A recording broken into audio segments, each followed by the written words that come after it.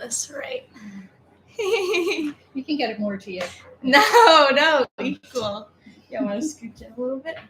All right, let's turn it like this. Okay. Oh, we're live. But it's a delay, so it should come up. You see us? All right.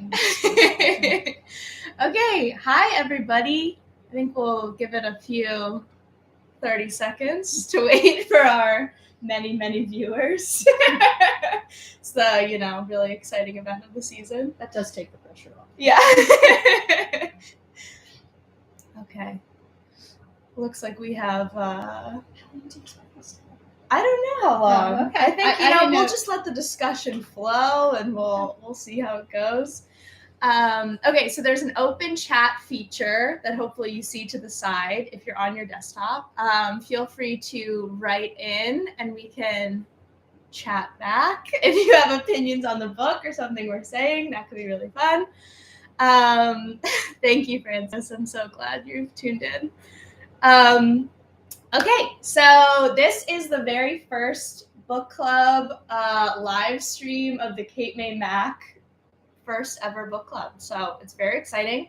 Today we are discussing The Tenant of Wildfell Hall by Anne Brontë. So this is a beautiful copy that was bought for me that I would have never bought for myself because I'm more like along this side. The nice used beat up one. Yeah, that's good for me. So this is our first book out of 6 over the summer. We'll talk about the next one at the end of this. They happen every 2 weeks. So if you want to tune in now or come back later and check it out, feel free. We're reading sort of lesser-known Victorian authors this summer and books. So to start off, we picked the very forgotten and sort of overlooked and pushed down by her sisters, Anne Brontë, which is exciting. Yes. So. No, I agree. I initially... Oh, let's introduce ourselves. Oh, okay. Yes, I'm Linda Gibbons. Linda Gibbons, a pillar in the Cape May Society. Yeah. And I'm Evelyn, and I'll be the moderator throughout. Linda's my guest this week, and maybe you'll come back if you have a good time. Yes. We'll see. Well, I certainly hope our viewers come back. Yeah, me too. Okay. So let's discuss this sort of crazy, wild, chaotic Victorian novel that I found to be I think it's sort of known as the most scandalous of the Brontë works, which I felt was apt. I don't know what you felt. Well, I mean, why it was scandalous? Yeah, or do you agree with that description? Well, I agree that it was scandalous for the times. Yeah. It would not probably get too much of a bat of an eye now because of the current state of literature. Mm-hmm. But yes, it raised a lot of very uncomfortable topics for the Victorians: domestic violence, domestic abuse, alcoholism that at least for the males was considered actually appropriate. Yeah, a sign of masculinity. Right. To be able to drink to excess and still get up the next morning. And then, of course, also the opioid use, which, still much, the alcohol and the opioid use is very much, current to our times. So. And it really puts on display, I think that phrase that now I'm forgetting who said it the first time, but sort of the theater of the home, which I think was sort of really coming up in mid-19th century, this idea of what happens in private is not spoken. And now suddenly Anne Bronte's sort of putting that all on display in really intimate and shocking, again, for the time, terms of domestic violence, emotional abuse, and sort of just laying it out, I think, politically, too, of what it means for a woman to legally not be able to leave her husband, not be able to take charge of her own child.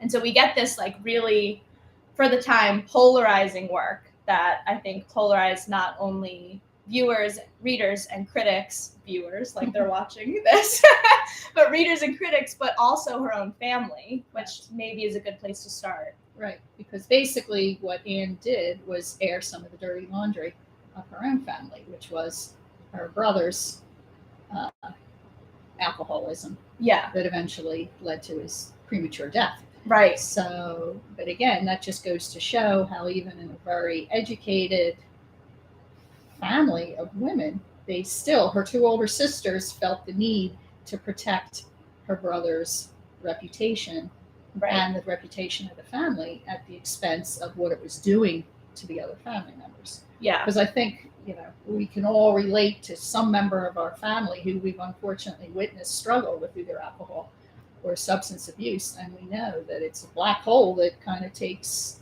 all the other members of the family down with them. Right.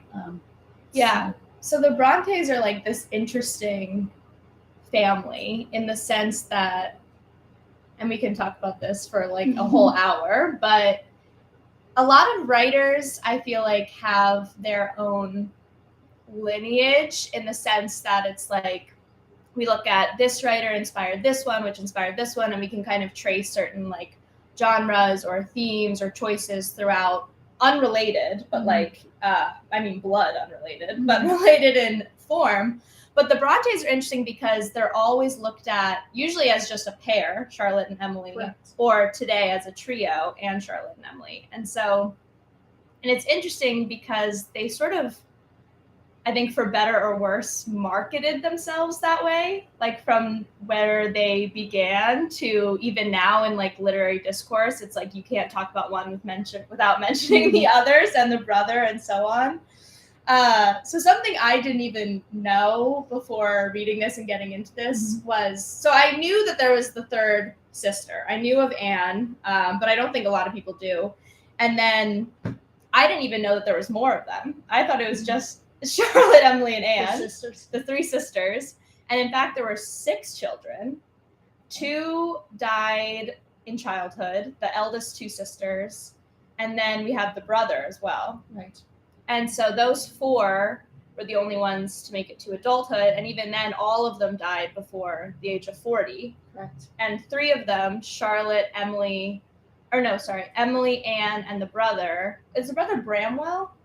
Yes. Yeah, Bramwell all died in the span of 8 months, leaving just Charlotte to sort of pilot this estate for them, which at the time had built up a really successful literary package, which is kind of funny because did you read about like how they started, the 3 of them? No.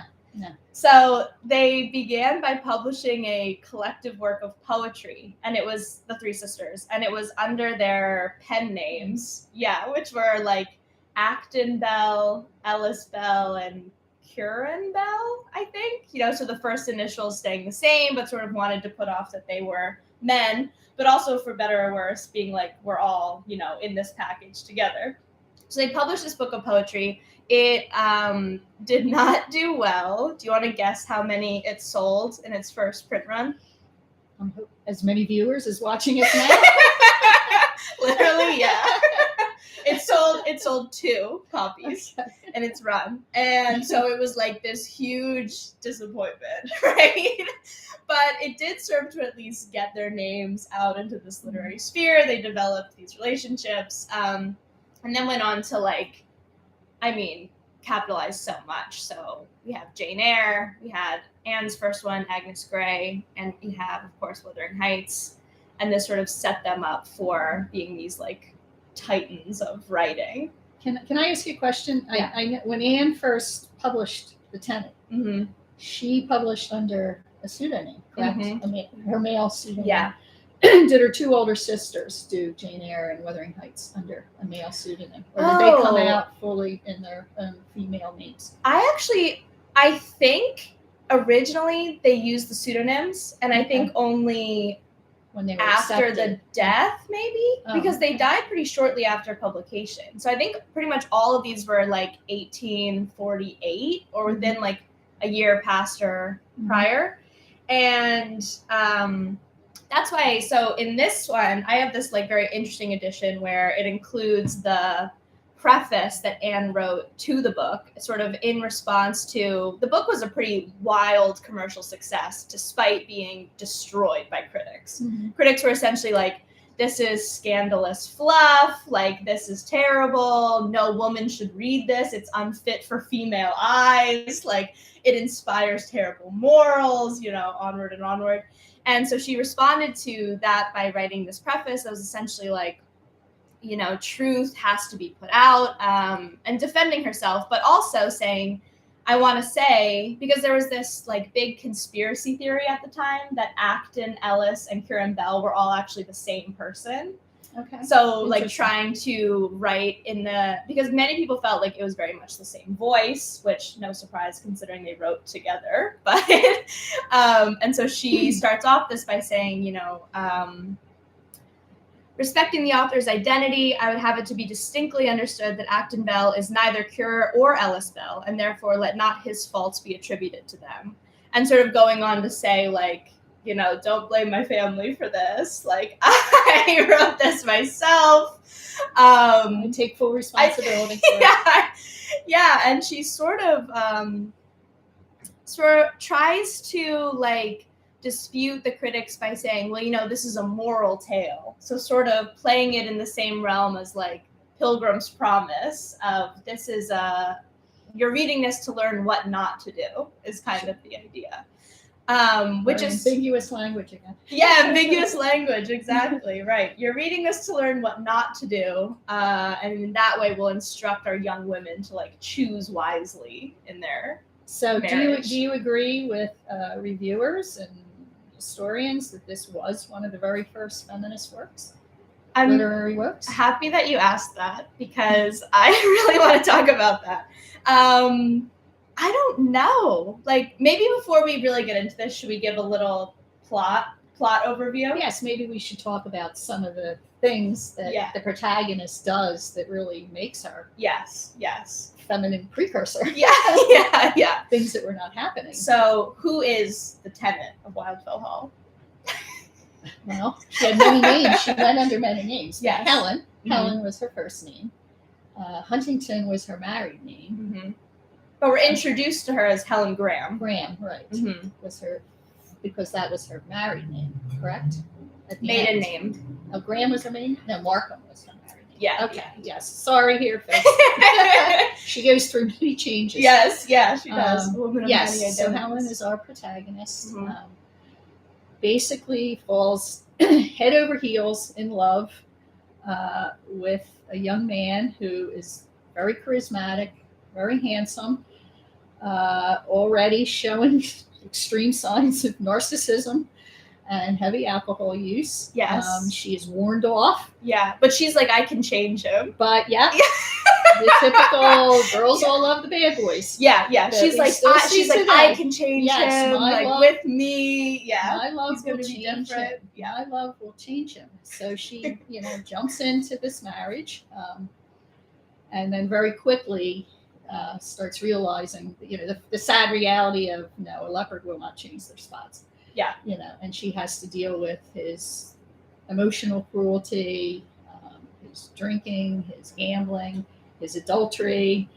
To me, one of the most horrifying things he did was when he was starting to introduce his young 5-year-old son to alcohol.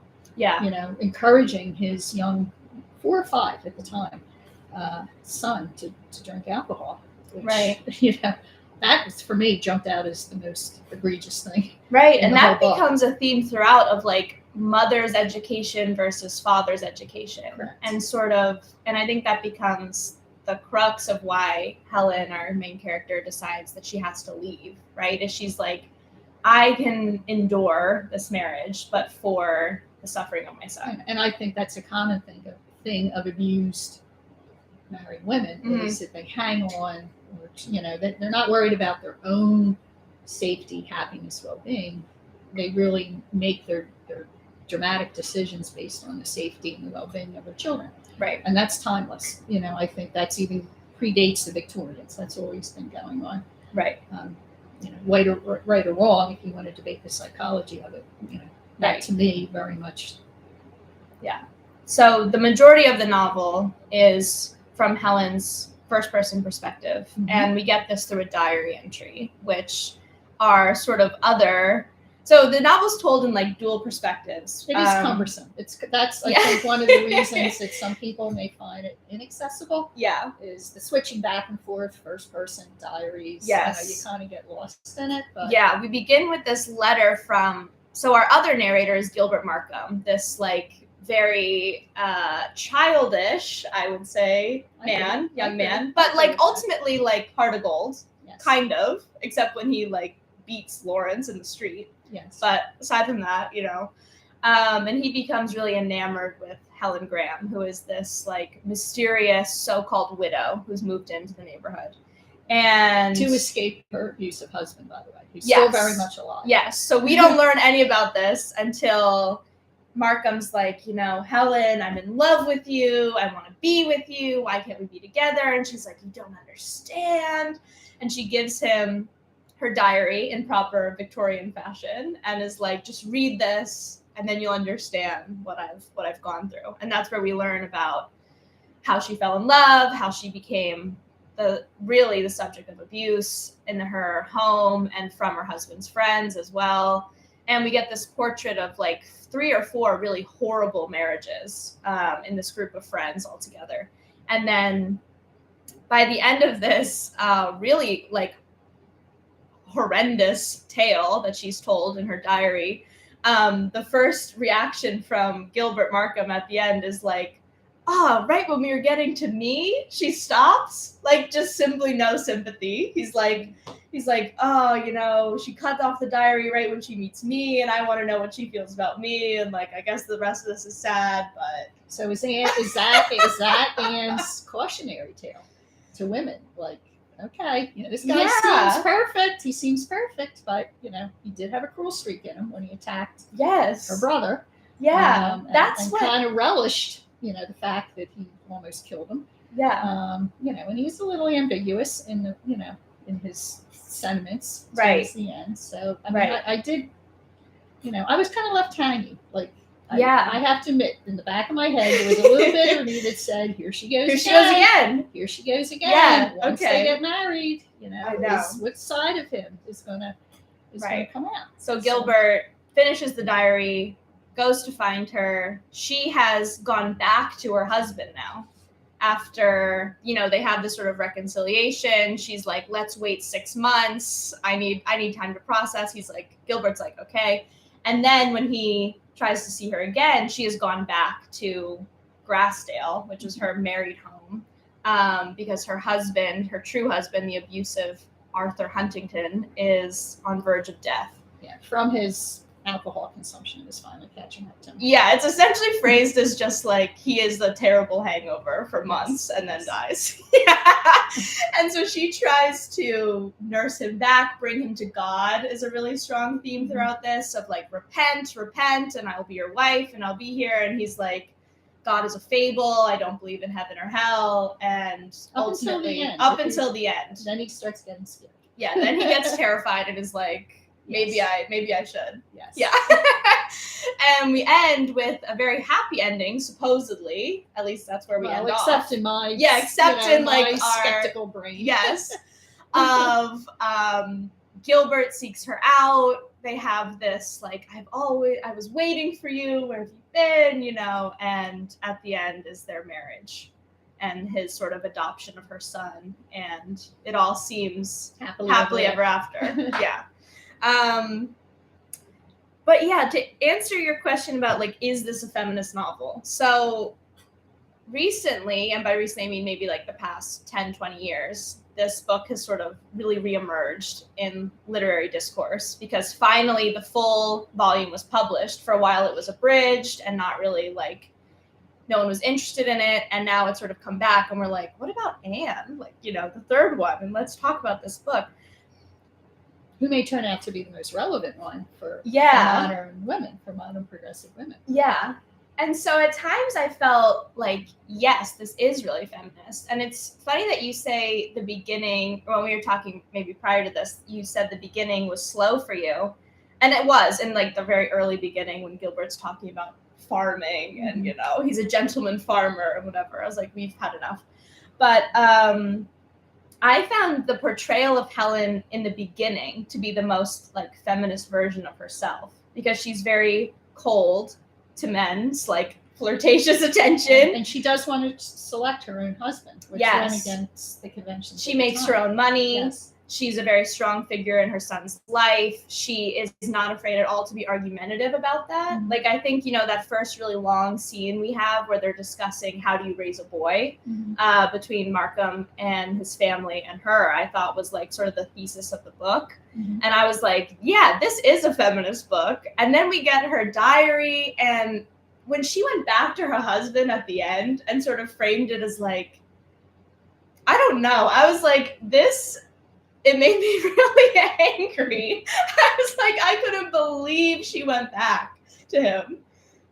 Like a flagellating monk. Yeah, why did you do that? Why did you do that? And so I was disappointed. I agree. I was disappointed. And so at that point, it kind of moved from me to being this sort of like radical, at least for the time, feminist work, to being more of this like moral, godly tale of like, well, I've made a promise, yes, to my husband, but also to God, to suffer this marriage no matter what. Mm-hmm. And that's sort of how she justifies this to herself continuously of like, I'm serving God, I'm serving my highest moral purpose, so I'm going to go back.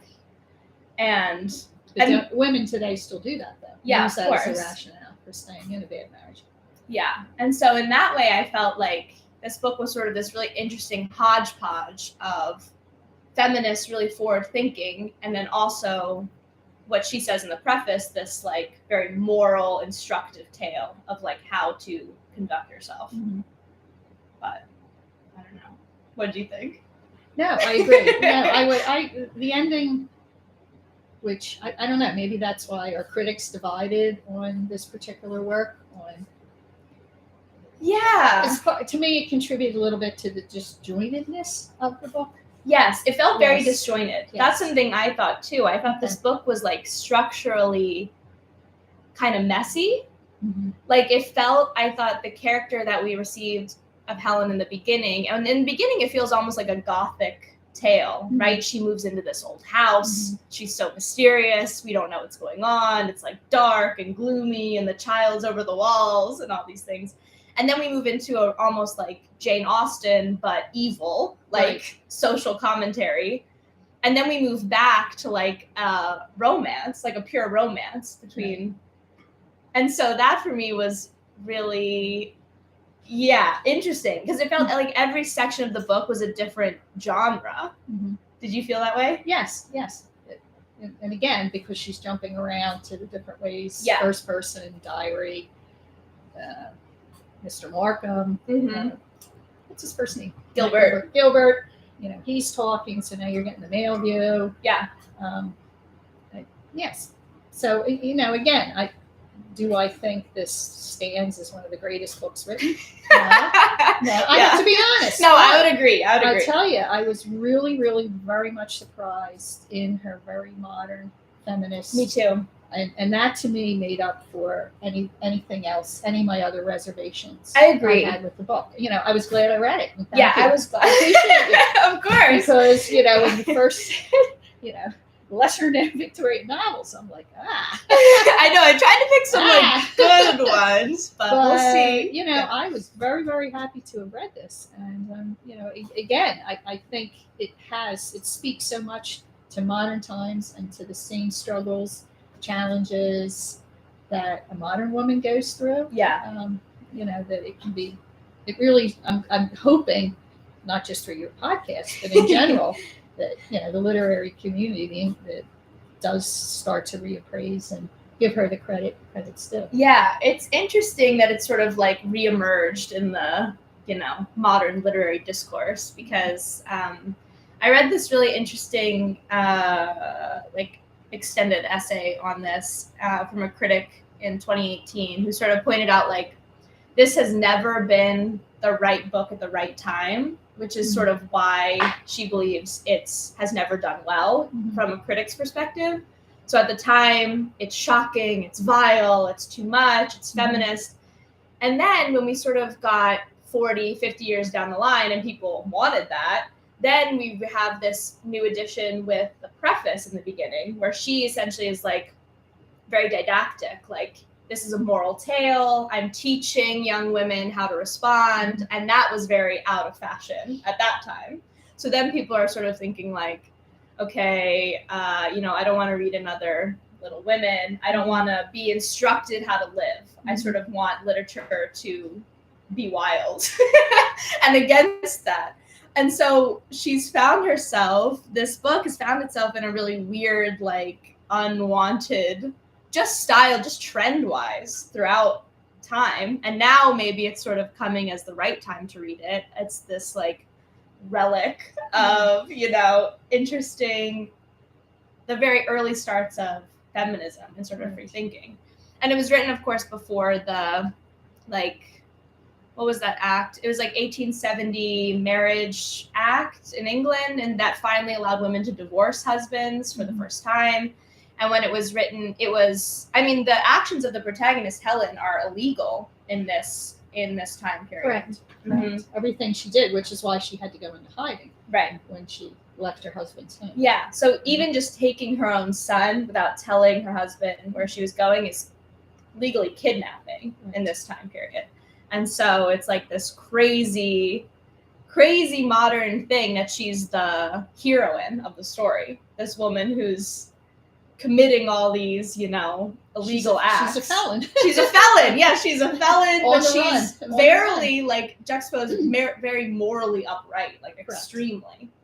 Correct. Yeah. And so I think maybe that was my modern taste. I just kind of wanted her to, like, be bad. So who's really the felon? Is Helen the felon, or is it the other people in society that are causing her to do the actions, take the actions she felt necessary to protect her son? Number one, and then to protect herself. Yeah, and I think it turned the tables on the Victorian attitude, which is, again, why she probably got a lot of blowback from the critics and her own sister.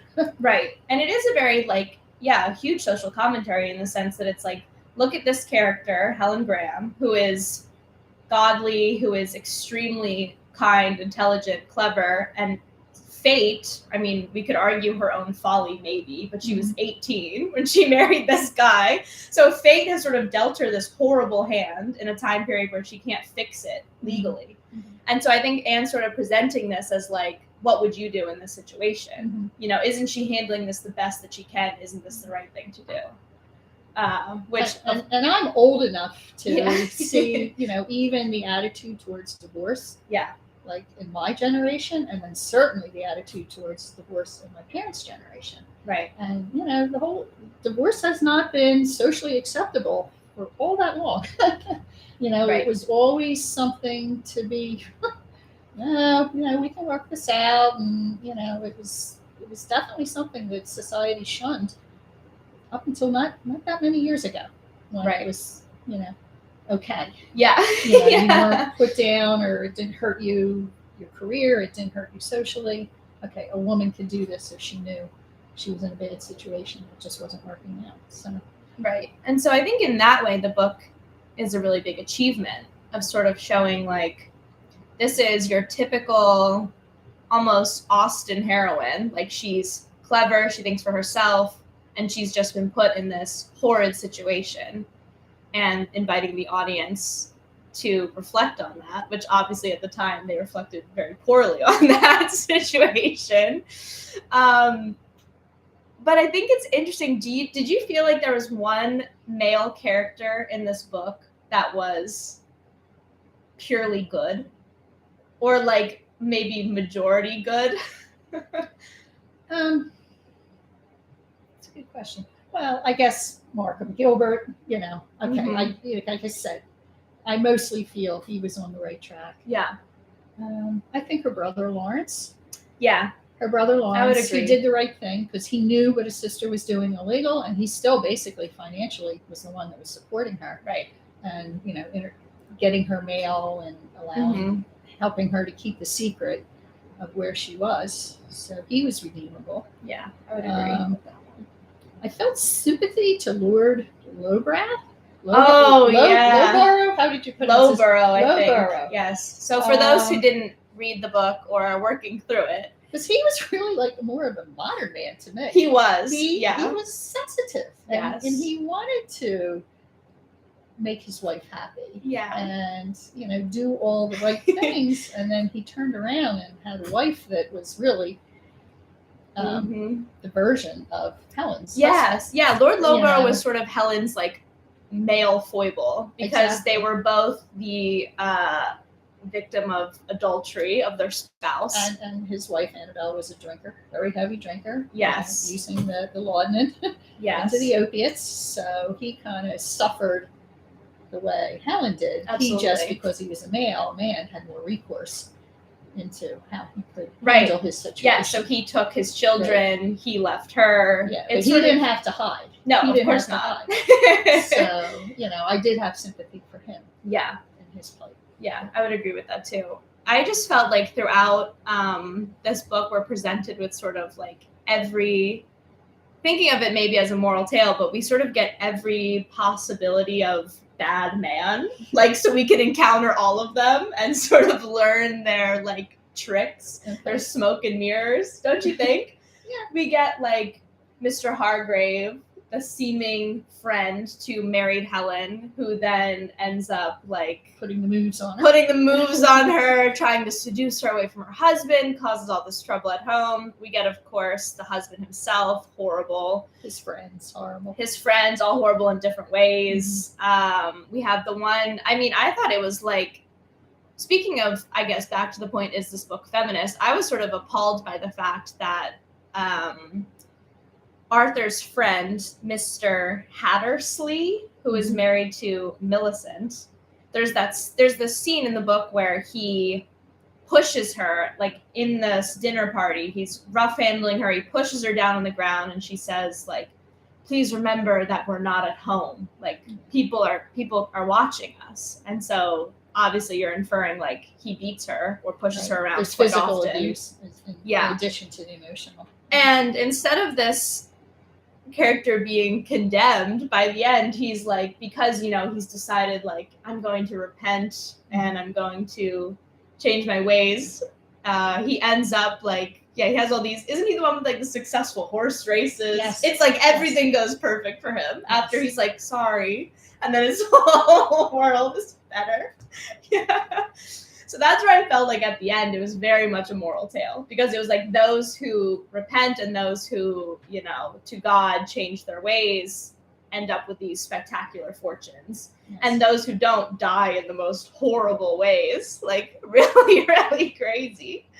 Like Annabella, dies like in penniless, like in the States. She doesn't say. I'm guessing maybe she had to resort to prostitution. Yeah, that's sort of alluded to. Yes. Yeah. They didn't directly say that, but the description of her circumstances. Yeah. That seemed to be the only way. Yeah. A woman of her time would be able to support herself at all. Yeah. So. In that way, I found the ending, I think, a little bit ridiculous. Yes. I was like, all the schoolhouse bullies, get the word. Here's what I want to happen to them. And everyone good has like these beautiful, amazing fortunes. Well, for anyone that's listening, give it a try. I really liked it. I enjoyed reading. I did. I really did. Mm-hmm. I didn't maybe have the best attitude going into it, but I actually enjoyed it, and I really enjoyed being able to talk to you about it, because it did raise a lot of questions and points of emphasis in my mind. So it was kind of fun to be able to go back and forth with you. It was super fun. Thank you for having me. Oh my gosh, thank you so much for being here. Yeah, I would like it to be said, there's a lot of things to enjoy in this book. Yes, there is. And it's on sale. It's on sale downstairs. It's on sale in the Carriage House at Cape Mace. Yep, right here at the Physic Estate. And I have the only copy of the one in the Cape May County Library System, which I will be returning shortly.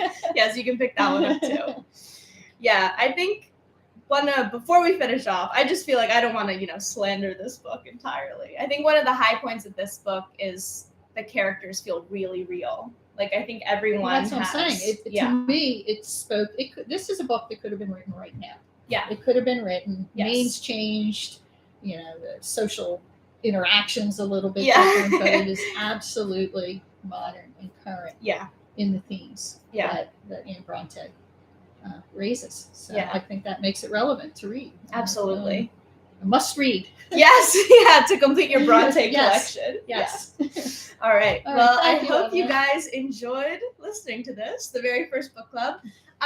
The second one, 2 weeks from now, we're going to be reading The Wonderful Adventures of Mary Seacole in Many Lands. This is a sort of very fascinating memoir by a Caribbean woman. So already very like crazy that she had the ability to, the opportunity to publish and get into this.